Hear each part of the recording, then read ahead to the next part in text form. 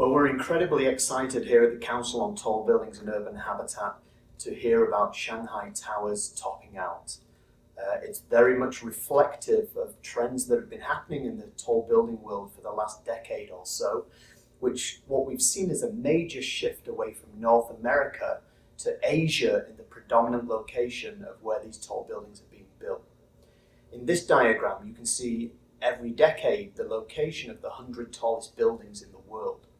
And you will see this shift as recently as 1990, 80% of the 100 tallest buildings in the world were located in North America. And now that is only 23%.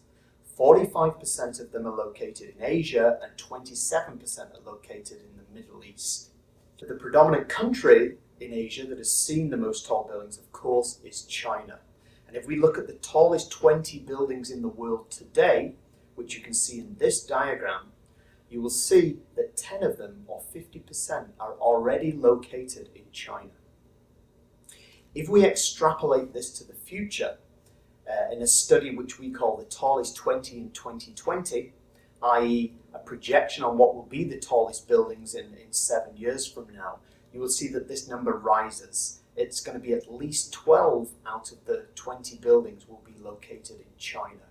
So clearly China is now a predominant force for tall buildings, and the Shanghai Tower topping out as the tallest building in China is at the forefront of that movement. So what has been driving this major movement away from North America to Asia as the predominant location of these tall buildings? The biggest driver, of course, has been population growth and urbanization. And the United Nations statistics show that there are almost 200,000 people urbanizing on this planet every day. That's happening predominantly in China, India, Brazil, Indonesia, countries like this. That means we as a global species need to build a new or an expanded city of 1 million people every week to house this urbanization. And that is especially relevant to China, where today there are 171 cities already in excess of 1 million people.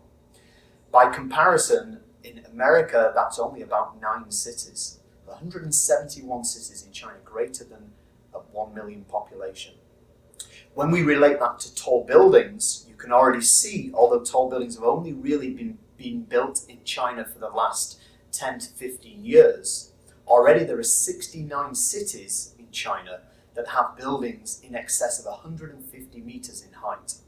Again, by comparison, in the US, which is the country with the most skyscraper cities after China, that's only 54 cities with tall buildings greater than 150 meters.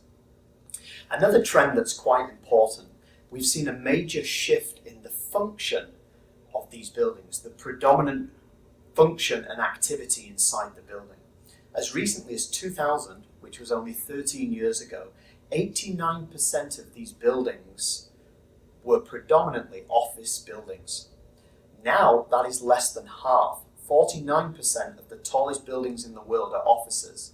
There has been a major shift towards residential and especially mixed-use buildings, especially this concept of the vertical city, i.e. putting many functions that exist in the city up in the sky in a single building. And of course, that's what we've been seeing with projects such as the Shanghai Tower, which has a whole range of functions within the building: office, hotel, retail, observation deck, and of course, lots and lots of public space. So we're really excited here at the Council on Tall Buildings and Urban Habitat to hear about the Shanghai Tower's topping out ceremony today. Of course, it will not be a building until it is fully complete and occupied, but the topping out is a major milestone for any skyscraper. When it is completed, it will be 632 meters tall. It will be the tallest building in China. It will be the second tallest building in the world. So it is a major, major achievement. It will finally complete the trio of super tall buildings in Pudong, together with the Jinmao building and the Shanghai World Financial Center. That's a plan that has been 20 years in the making, so it's great to finally see that come to fruition. The Shanghai Tower is special because it's a vertical city. It's not just an office building, it has many functions within it: office, hotel, retail observation deck. It's an extremely innovative form.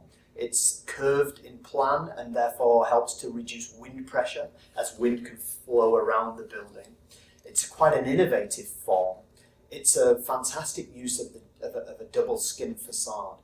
But the thing that excites me most about this project, and I think it is unprecedented really anywhere in the world, is its commitment to providing communal sky garden space within the building. There are a series of 14 stacked neighbourhoods within the building, and between the inner skin and the outer skin, the intention is that that would become public, recreational, communal space. And although there are some buildings around the world that do provide sky gardens, none of them go to the extent that the Shanghai Tower is going to provide these crucial spaces within the building. So it's a great moment for Shanghai Tower. We're very pleased to see it here at the CTBUH, and we look forward to the building completing in a year or two's time.